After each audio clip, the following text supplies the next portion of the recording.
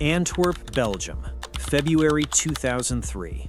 In a city where diamonds move the way blood moves through veins, a vault sat 2 floors underground.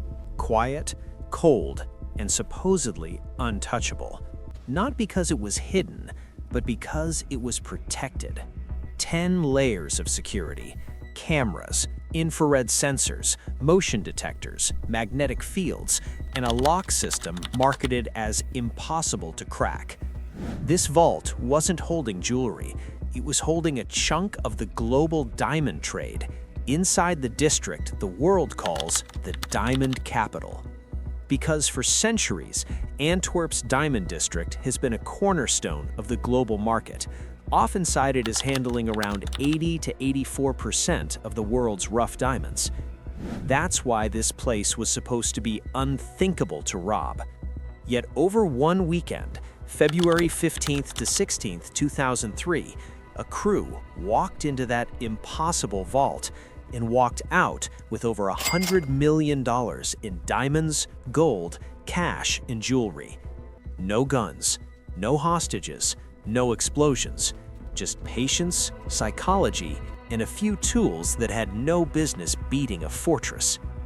This is the story of the Antwerp diamond heist, the largest diamond robbery ever recorded. And the Italian man who didn't attack the vault like a criminal, he attacked it like an engineer. The Diamond District, a square mile that moves the world.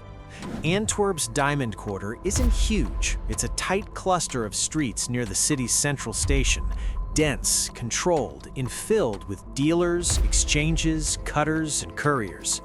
But the numbers behind it are unreal.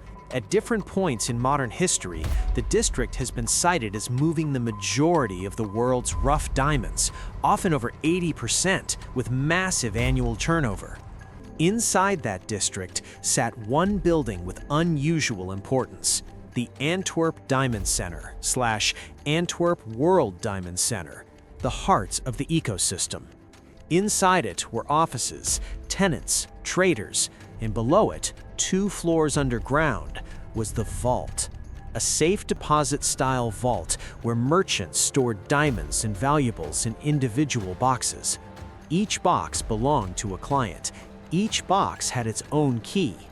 The building sold one promise to the world: your diamonds are safer here than anywhere else on Earth. The vault built like a trap. This wasn't one door, it was a system designed to punish attempts. The vault was widely reported as protected by 10 layers of security, a combination of sensors, surveillance, and physical barriers. Even if someone reached the vault, they still had to survive its nervous system. Reinforced doors and controlled access, alarm systems meant to detect vibration and intrusion, magnetic contacts designed to trigger alerts if the door moved, motion or heat detection inside the vault, cameras and security procedures. And even after all that, the diamonds weren't sitting in piles, they were locked inside hundreds of individual safe deposit boxes. Breaking into the building wasn't the job. Breaking into the vault wasn't the job. Breaking into the vault without triggering the building's nervous system, that was the job. So the crew didn't rush it. They took years.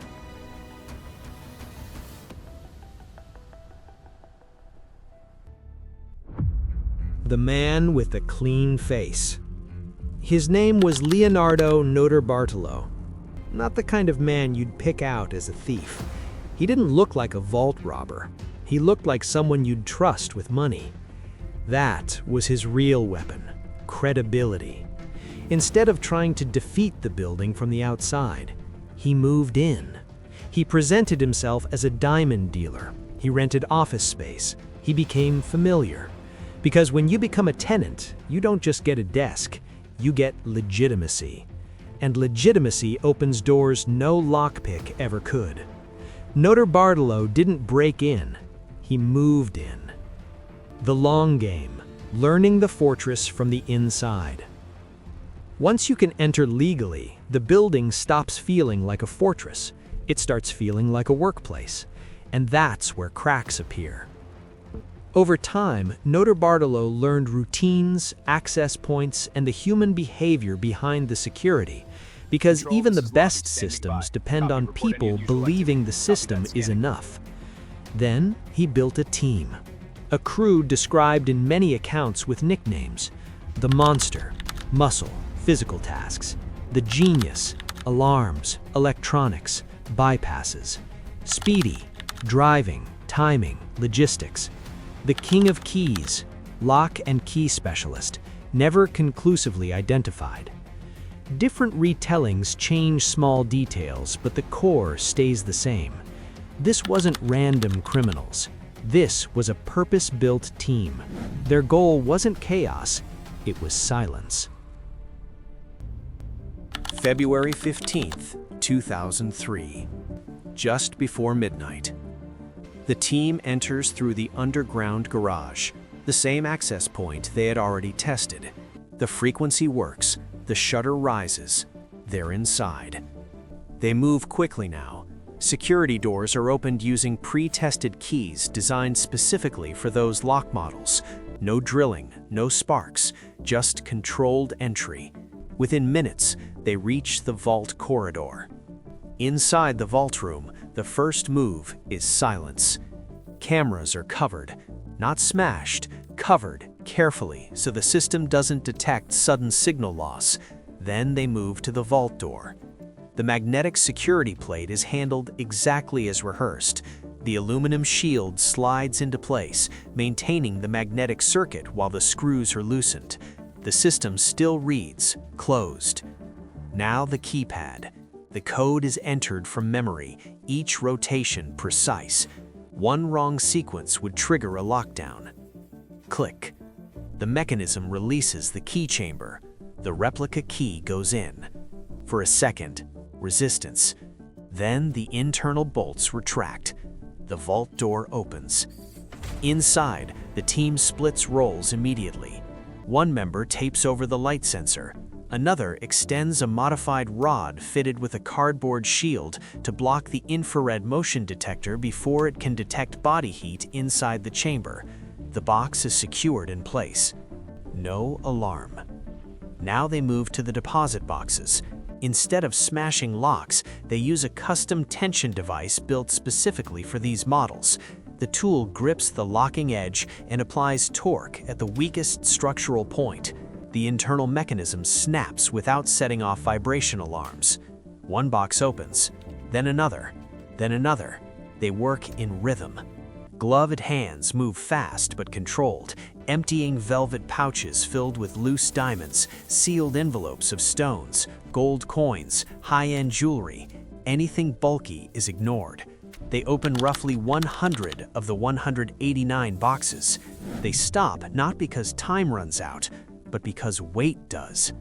Bags are full, tools collected, sensors remain covered. They close nothing, they erase nothing. They exit the same way they entered. By early morning, they are gone. On Monday, when the vault is opened, nearly $100 million in diamonds has vanished.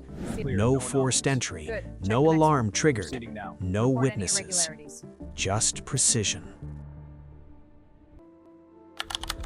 February 16th, 2003, 6:12 a.m. They return to the apartment. Bags unzip. Diamonds spill onto the table. Loose stones, gold, cash, jewelry. There's no celebration. They divide the loot quickly. Then they clean. Gloves stay on. Tools wiped. Surfaces checked. Door handles cleaned. Everything connected to the job goes into trash bags, tape, packaging, spare materials, food wrappers, even dust. And the most dangerous item, the stolen CCTV tapes. By Sunday, the team splits up. Different cars, different routes, disappear. But two stay together. Leonardo, the mastermind, Pietro, the driver. In their trunk, millions in diamonds, and the trash that could expose them. The plan was to cross into Italy and dump it somewhere remote. The drive begins. At first, quiet. Then Pietro starts panicking. He keeps checking the mirrors. "Let's dump it now," he says. Leonardo refuses. "We need distance." But Pietro insists. He thinks they're being followed. They coal onto a dark roadside near the woods. Leonardo steps out to find a hidden spot deep inside the trees. When he comes back, the garbage is gone. Pietro has already dumped it off a roadside bridge, right beside the highway. CCTV tapes hanging from branches, documents scattered in the wind. Leonardo immediately understands. The vault was perfect. The escape wasn't. They try spreading the trash further, hoping rain and time will destroy it. Then they drive toward Italy, leaving behind the only evidence tying them to the heist. A retired man walking near a wooded roadside outside Antwerp notices garbage scattered beneath a small bridge. At first, it looks like ordinary dumping, but something catches his eye. A document, printed clearly with the words, Antwerp World Diamond Centre. That same name had been dominating the morning news. He immediately calls the police. Officers arrive and begin carefully examining the trash. What they recover changes the direction of the investigation. Inside the debris, police find damaged CCTV tapes taken from inside the Diamond Centre, printed documents stamped with official building markings, a fake maintenance work order, food wrappers and disposable materials, small gemstone fragments commonly used in high-end jewelry settings. The fake work order becomes critical. It claims that a technician had entered the building days before the heist to perform maintenance work, but the technician wasn't registered in any official contractor database. The document lists a specific office number inside the Diamond Centre. Investigators pull tenant records. That office was rented by a diamond dealer. Name: Leonardo Notarbartolo. Now, for the first time, police don't just have a theory, they have a direct name connected to the building and connected to pre-heist activity. The investigation shifts from who could have done it to what role did Leonardo play? And that's when surveillance on him begins. So in March 2003, Leonardo returned to Antwerp. Not alone. He arrived with his wife and son, presenting it as a simple family trip, a routine visit tied to his office inside the Diamond Centre. On the surface, nothing looked suspicious, but the investigation had already reached his name. The fake maintenance work order found in the dumped trash traced back to his rented office. Building records showed almost no legitimate business activity in 3 years, and inside the vault, every deposit box had been opened, except his. Investigators didn't need a confession anymore. They needed confirmation. When Leonardo swiped his access card at the Diamond Centre entrance, the system logged his entry instantly. Within minutes, officers moved into position. He walked through the lobby confidently, unaware that detectives were already inside the building. They approached him calmly, confirmed his identity, and informed him he was being detained for questioning. At the same time, another police unit arrived at his Antwerp apartment. Inside, they found prepaid SIM cards. Telecom data later confirmed that one of those numbers had been active inside the Diamond Centre during the exact hours of the heist. They also recovered loose gemstones. Forensic teams matched them to fragments discovered in the wooded trash site. Then came the decisive evidence. Italian authorities searched his residence in Turin. Inside a private safe, they found 17 diamonds. One of them carried a serial number that matched a stone registered to the Antwerp vault. That link removed all doubt. Leonardo Notarbartolo was formally arrested as the mastermind behind the Antwerp diamond heist. Years of planning had defeated steel doors, motion sensors, and magnetic locks, but it couldn't outrun paperwork, telecom records, and one traceable diamond. The trial took place in Belgium. Prosecutors presented the evidence. The fake work order, SIM cards from Leonardo's apartment, phone records placing him near the vault during the heist, and a diamond from his safe in Italy that matched the stolen vault inventory. The court found him guilty. But because the robbery involved no violence, Belgian law limited the punishment. Leonardo Notarbartolo received 5 years in prison, the maximum sentence. Most of the $100 million in stolen diamonds were never recovered. They had already disappeared into the global diamond trade.